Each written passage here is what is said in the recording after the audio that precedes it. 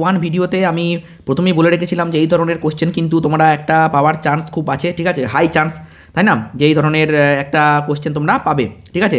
তাই অনেকগুলো এরকম কোশ্চেন আমি নিয়ে এসেছি, চলো একটু ডিসকাস করে দিই। তো এইগুলো কমপ্লিট করে রাখতে পারো একটু। হ্যাঁ, দেখো, এ বি ও সি তিনটি মৌলের পরমাণু ক্রমাঙ্ক যথাক্রমে Z-2, Z এবং Z+1। এদের মধ্যে বি একটি নিষ্ক্রিয় মৌল। এদের মধ্যে কোনটির তড়িৎ ঋণাত্মকতা সর্বাধিক?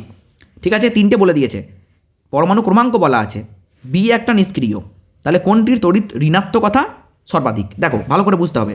এ, তাহলে যদি বিটা নিষ্ক্রিয় হয় তাহলে এর নিশ্চয়ই শেষ কক্ষপথে 8টা ইলেকট্রন আছে। হ্যাঁ স্যার আছে, ঠিক আছে, নো প্রবলেম। তাহলে এ মৌলের যোজ্যতা কক্ষে ইলেকট্রন সংখ্যা হলো 8-2, কারণ বুঝতেই পারছো Z-2। এবং Z+1 পরমাণু ক্রমাঙ্ক বিশিষ্ট সি মৌলের যোজ্যতা কক্ষে ইলেকট্রনের সংখ্যা 1, কারণ হচ্ছে গিয়ে শেষ কক্ষপথে 8টা ফুল হয়ে গিয়ে একটা পড়ে থাকবে।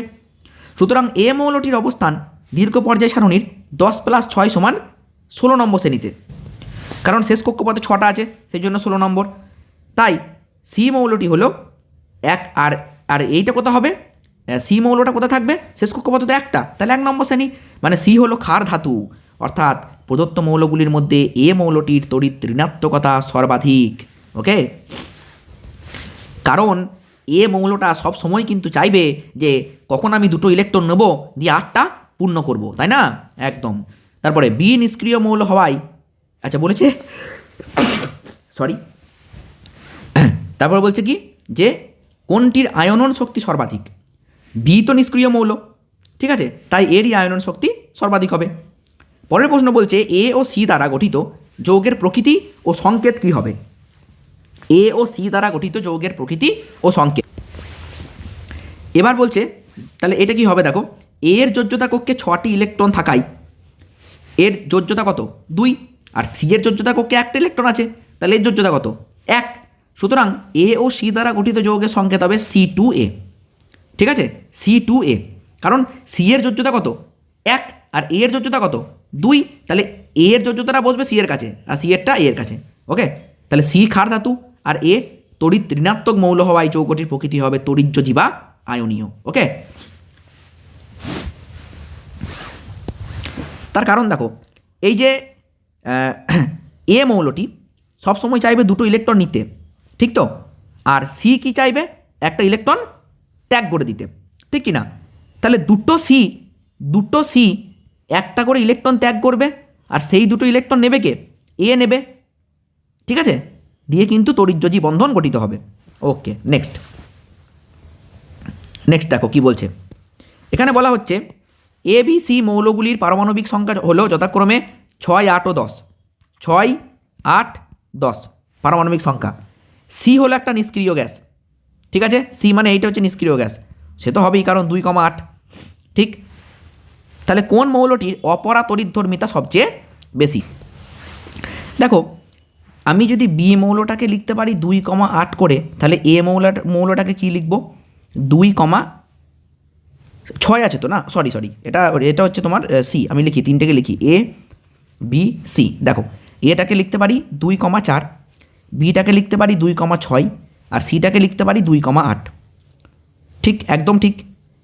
তাহলে সি নিষ্ক্রিয় গ্যাস, একদম সি নিষ্ক্রিয় গ্যাস, মিলে গেছে।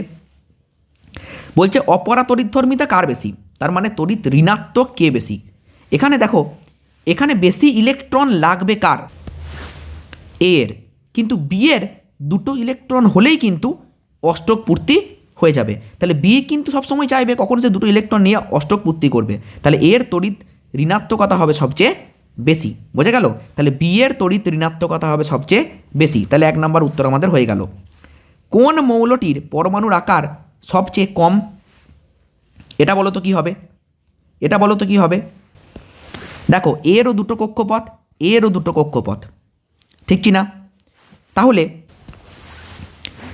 বি মৌলের আকার কিন্তু সবথেকে ছোট হবে, কারণ এর দুটো কক্ষপথের শেষ কক্ষপথে কিন্তু 6টা ইলেকট্রন আছে, তাই না? এরকম করে 6টা ইলেকট্রন আছে, তাহলে 6টা ইলেকট্রন যদি থাকে তাহলে আকর্ষণ বলটাও বাড়বে, যার ফলে কিন্তু কক্ষপথের আকার ছোট হয়ে যাবে, তাই না? ব্যাসার্ধ ছোট হয়ে যাবে, ব্যাসার্ধ ছোট হয়ে গেলেই কিন্তু আকারও কম হবে। আর নিষ্ক্রিয় গ্যাস, প্রতিটি পর্যায়ে নিষ্ক্রিয় গ্যাস কিন্তু আকারে সব থেকে বড়, এটা মনে রাখবে। ব্যতিক্রম হচ্ছে ক্রিপ্টন। ওকে, 3 নাম্বার, বি মৌলটি মেন্ডেলিপের পর্যায় সারণীর কোন শ্রেণীতে অবস্থিত? আচ্ছা, বি মৌলের শেষ কক্ষপথে কটা ইলেকট্রন আছে? 6টা। তাহলে কোথায় অবস্থিত হবে? দুটো কক্ষপথ, তার মানে 2 নাম্বার পর্যায়। আর শ্রেণী হবে কত? 16, তার মানে 6B। মেন্ডেলিপে হবে 6B। ওকে ওকে, নেক্সট কোশ্চেন।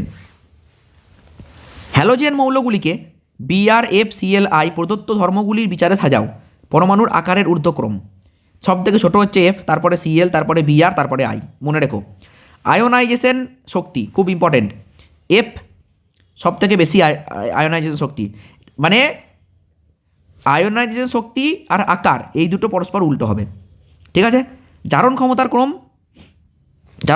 ক্রম আর আয়োনাইজেশন শক্তি একই। অধাতব ধর্মের নিম্নক্রম, তার মানে অধাতব ধর্ম বেশি সব থেকে কার? এফের।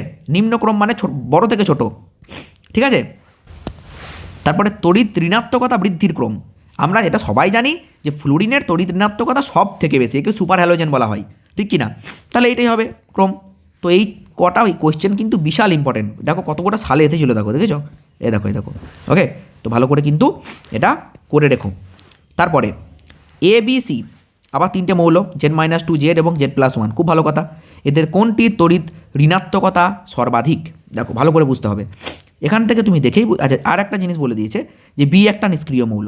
তাহলে বি যদি নিষ্ক্রিয় হয় তাহলে এতে কত থাকবে? এ এর শেষ কক্ষপথে কটা থাকবে? 8 - 2 মানে 6টা, ঠিক। আর সি এর শেষ কক্ষপথে কটা থাকবে? একটা। দেখো পেয়ে গেছি, বেশ ভালো কথা। তাহলে কোনটার তড়িৎ ঋণাত্মকতা সর্বাধিক? দেখো যার 6টা আছে সে তো ভাই চাইবে যে আমি কখন দুটো ইলেকট্রন নেব, তাহলে ওর তড়িৎ ঋণাত্মকতা হবে সর্বাধিক, মানে এ এর তড়িৎ ঋণাত্মকতা হবে সর্বাধিক। আর কোনটির আয়নন শক্তি সর্বাধিক? যে নিষ্ক্রিয় সে আয়নন শক্তি সর্বাধিক। এ ও সি দ্বারা গঠিত যৌগের প্রকৃতীয় সংকেত কি হবে? দেখো এর যোজ্যতা কত? এর যোজ্যতা হচ্ছে 2, ঠিক। আর সি এর যোজ্যতা কত? সি এর যোজ্যতা হচ্ছে 1। এ এর যোজ্যতা 2 আর সি এর যোজ্যতা 1। তাহলে আমি কি বলেছিলাম, এটা উল্টো হয়ে যাবে, তাহলে C2A একদম। নেক্সট,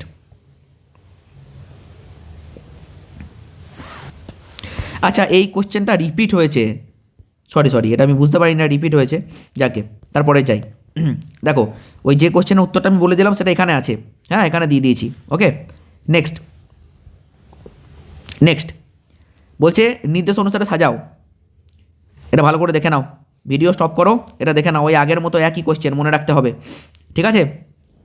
দেখো তড়িৎ ঋণাত্মকতার ক্রম, বিজারণ ক্ষমতার ক্রম, পারমাণবিক আকারের ক্রম।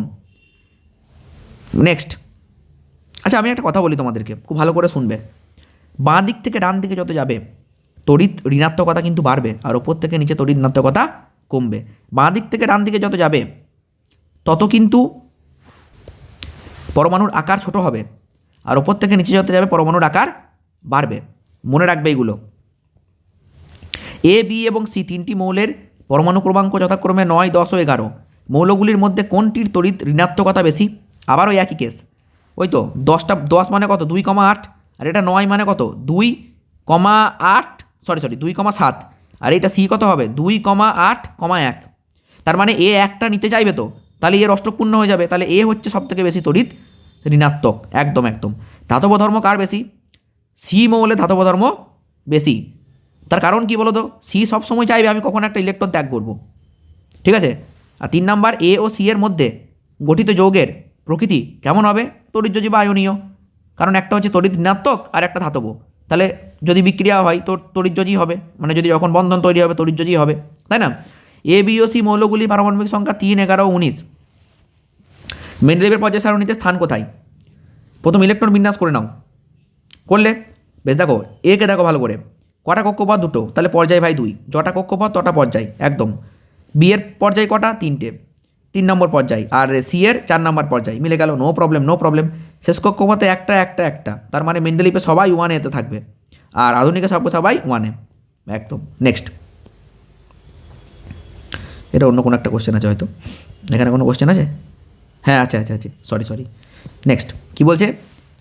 এদের মধ্যে কোনটি ধাতব গুণ সবচেয়ে বেশি? সি মৌলে ধাতব গুণ সবচেয়ে বেশি। কেন? কারণ সি মৌল চাইবে সবসময় একটা ত্যাগ করে দিতে ইলেকট্রন, যে ইলেকট্রন ত্যাগ করে দিতে চাইবে তার ধাতব ধর্ম সব থেকে বেশি। আর তারপরে কি বলছে, বি এর সঙ্গে ক্লোরিনের বিক্রিয়ায় সমযোজী তড়িৎজয়ী যৌগ উৎপন্ন হবে। দেখ ভাই, ক্লোরিন হচ্ছে 17, 2,8, ঠিক আছে 7, ঠিক আছে। ক্লোরিন চাইবে একটা ইলেকট্রন গ্রহণ করতে, বিক্রিয়াটা কার করাবে তুমি? বিক্রিয়া করাবে কিন্তু বি এর সঙ্গে, ঠিক আছে। আর বি কি চাইবে? একটা ইলেকট্রন ত্যাগ করতে, তাহলে ও একটা ইলেকট্রন দেবে আর এই একটা ইলেকট্রন নিয়ে নেবে, তাহলে অবশ্যই তড়িৎযোজী হবে, ঠিক আছে। তার মানেই তড়িৎযোজী হবে। এ বি সি ডি দেখো 2014 এসেছিল, 4টি পারমাণবিক সংখ্যা যথাক্রমে 3, 9, 11, 17। ভাই আলতু ফালতু কোশ্চেন আমি তুলি না, যা কোশ্চেন আছে সবই কিন্তু এক্সপেক্টেড কোশ্চেন, ঠিক আছে। ভালো করে সলভ করতে হবে। এদের মধ্যে সবচেয়ে তড়িৎ ধনাত্মক মৌল কোনটি? তাহলে তোমাকে প্রথম কাজ হচ্ছে ইলেকট্রন বিন্যাস করতে হবে। ইলেকট্রন বিন্যাস করে নিলে, দেখো করে নিয়েছো একদম। দেখো ভাই, ধনাত্মক তড়িৎ ধনাত্মক মৌল মানে সে ইলেকট্রন নেবে না, সে ইলেকট্রন ত্যাগ করে দিতে চাইবে, ঠিক আছে। তাহলে সব থেকে বেশি তড়িৎ ধনাত্মক হচ্ছে কে এখানে? এই যে এ তো চাইবে সবসময় একটা ত্যাগ করে দিলে অষ্টক পূর্ণ হয়ে যাবে, তাহলে ইলেকট্রন ত্যাগ করার তাড়াতাড়ি কার? সি এর হচ্ছে ইলেকট্রন ত্যাগ করার বিরাট তাড়াতাড়ি। তাহলে সি কী করবে?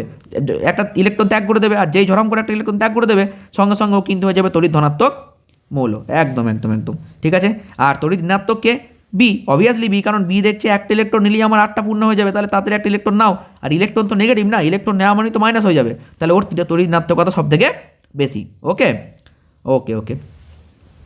আর এইটা দেখো বলছে যে এইটুকুই চেয়েছে, আর কেউ চাইনি, থ্যাংক ইউ। তারপরে কি বলছে? তারপরে কি বলছে? এক্স ওয়াই জেড মৌলগুলি পারমাণবিক সংখ্যা বলে দিয়েছে 7, 10 ও 11। এগুলো খাতায় লিখে লিখে সলভ করো, বুঝলে? তবে কিন্তু এগুলো পারবে। বেশ কয়েকটা এরকম সলভ করে নিলে তখন আর ভুল হওয়ার চান্স থাকবে না।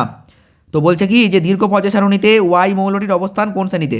ওয়াই মানে হচ্ছে কি 10, তাহলে 2,8, তার মানে বুঝতেই পারছো 8 মানে হচ্ছে কি 10 + 8 মানে হচ্ছে 18, তাহলে 18 নম্বর শ্রেণীতে কিন্তু অবস্থান। দেখো ওকে। অপরা তড়িৎধর্মিতা মানে তড়িৎ ঋণাত্মকতা কার বেশি? ভেঙে দাও।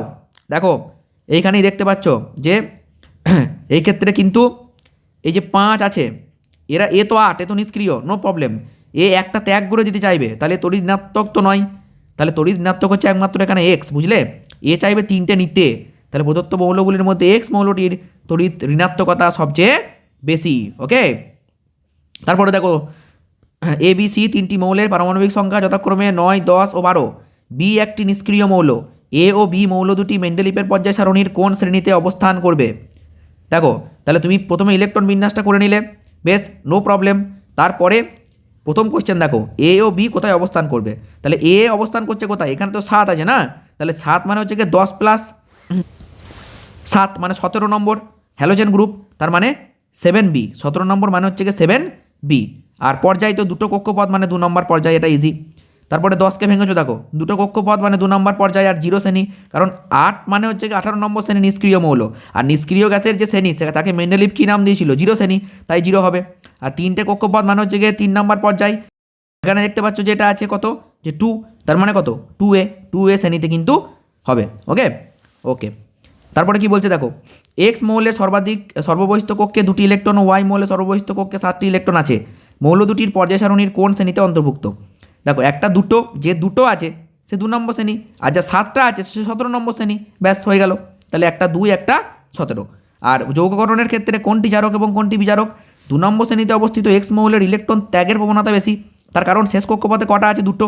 সে চাইবে কখন আমি 2টো ত্যাগ করে দেবো, দিয়ে অষ্টক পূর্তি করবো, তাহলে যে ইলেকট্রন ত্যাগ করতে চাইবে সেটা বিজারক পদার্থ। আর যে 17 নম্বরে আছে তার শেষ কক্ষপথে নিশ্চয়ই 7টা আছে, তাহলে সে দেখছে আমি একটা ইলেকট্রন নিলেই আমার 8টা পূর্তি হয়ে যাবে, তাহলে সে কী করতে চাইবে? ইলেকট্রন নিতে চাইবে, তাহলে সে কিন্তু জারক পদার্থ। ওকে। তো ভিডিওটা ভালো লাগলে লাইক করবে, কমেন্ট করবে আর শেয়ার করো। ওকে, শেয়ারিং ইজ কেয়ারিং, মনে রাখতে হবে কিন্তু। বাই।